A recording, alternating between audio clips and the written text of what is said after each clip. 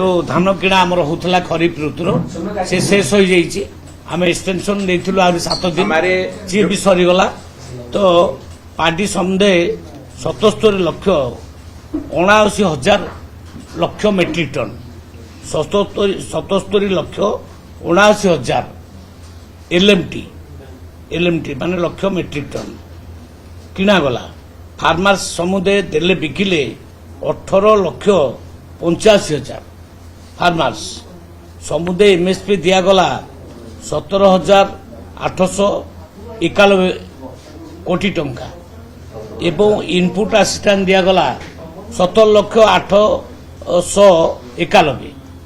आउ input assistant दिगला 6,223 कोटी टंका इनपुट असिस्टेंट सहायता राशि टोटाल सबने मिसिकी 24,114 कोटी टंका दिगला ये भली खरीफ ऋतु में सर्वकारण गोटे रेकर्ड है एते परिमाण माने धान केबे किना ही नथला ये सक्सेसफुली आउ सबु चाषी मध्य बहुत खुशी अछंती समस्तंकर धान आमे किनिचु ये होची नहीं आउ वर्धित हो जाइए आउ हम कारण रबी आसीज रबीर प्रोक्योरमेंट आरंभ हम आउ हम समस्त नि